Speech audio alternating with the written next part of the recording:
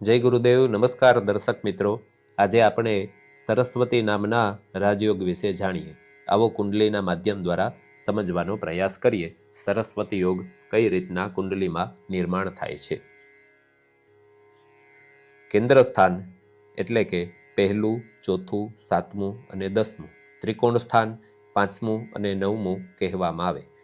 તો કેન્દ્ર સ્થાનમાં અથવા ત્રિકોણ સ્થાનમાં શુક્ર બુધ ગ્રહ બિરાજમાન હોય અને તેમની સાથે ગુરુ ગ્રહ ઉચ્ચ રાશિનો અથવા ગુરુ ગ્રહ મિત્ર રાશિમાં બિરાજમાન હોય ત્યારે આ યોગનું નિર્માણ થાય છે.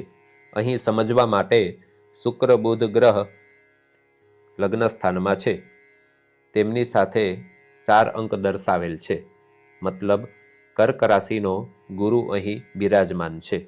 તો જ્યારે ઉચ્ચ રાશિનો ગુરુ શુક્ર બુધ સાથે કેન્દ્ર સ્થાનમાં ત્રિકોણ સ્થાનમાં બિરાજમાન હોય ત્યારે આ યોગ બને છે. બીજું, ગુરુ મિત્ર રાશિમાં હોય, પહેલી, ચોથી, 5મી અને 8મી રાશિ છે એ ગુરુ ગ્રહની મિત્ર રાશિ છે. તો અહીં સમજવા માટે અંક દર્શાવેલા છે 1, 4, 5, 8, 5. તેમાંથીને શુક્ર બુધ સાથે કોઈ પણ રાશિનો ગુરુ હોય ત્યારે આ યોગનું નિર્માણ થાય છે.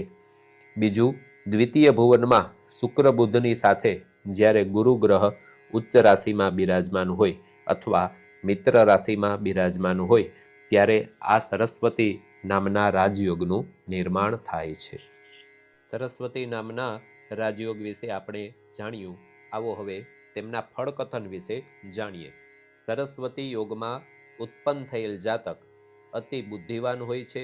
નાટ્ય ક્ષેત્રમાં, ગણિત ક્ષેત્રમાં, અલંકાર ક્ષેત્રમાં વગેરે અનેક શાસ્ત્રોના નિષ્ણાંત હોય છે.